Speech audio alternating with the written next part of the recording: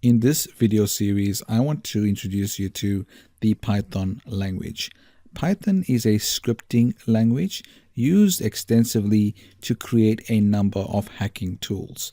Now, in this particular video, I want to show you the installation of the Python language on a Windows machine. Primarily in this video series, we'll be using Kali Linux as the base system to use Python on.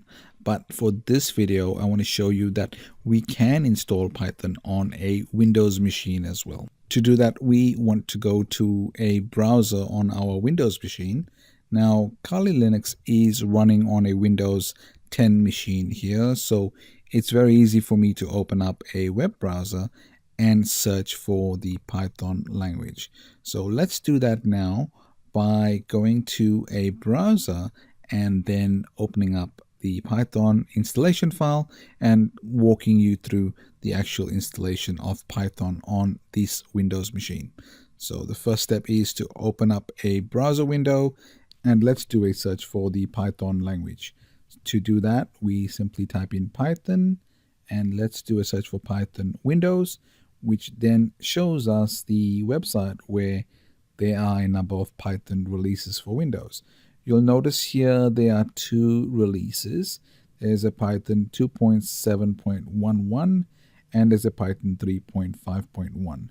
What we'll be doing in this particular video series is using the Python 2.7.11 as this is a more stable release and it's more widely used right now. So let's go in and find the installation file for my Windows machine. Now I'm running Windows 10.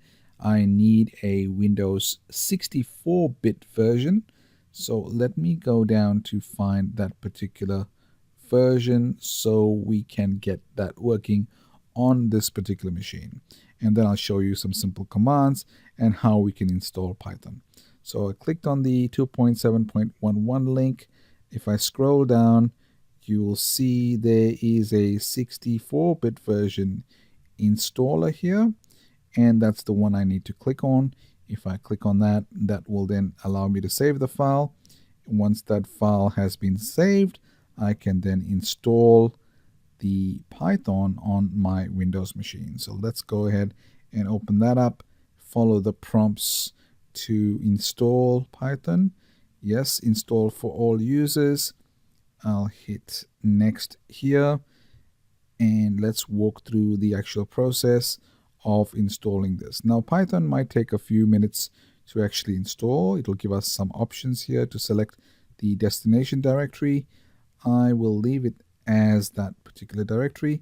Here I have a number of options to select what I want to include, what I don't want to include.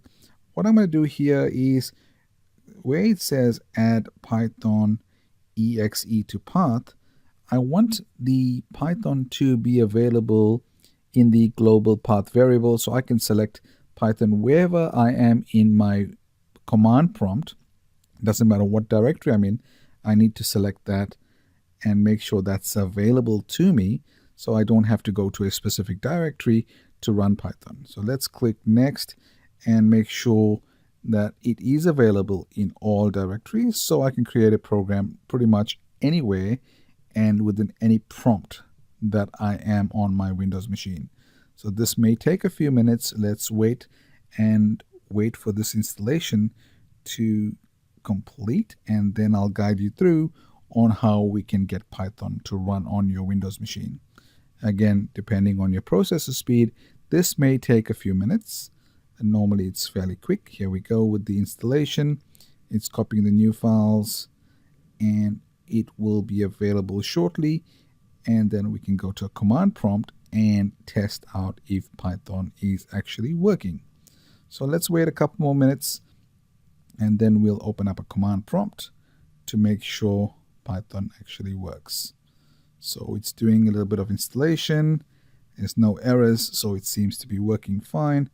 And that has been done. So I click on finish. I go back to my Windows dashboard and open up a command prompt. So let's do that. And now I simply need to type in Python if I type in Python, that should basically cause the program to find Python and then give me this command prompt. So now we see it's 2.7.11, which is the release that we just installed. There are a number of options here. You can get help and things like that for more information. But for now, I simply want to do a simple command, and let's print a phrase onto the screen. Let's type in hello world. So print open quotes, and we type in hello world, and that will simply print hello world to the screen and showing us that Python is actually working. There we go. It has printed hello world to the screen. So this video is just about the installation on a Windows machine.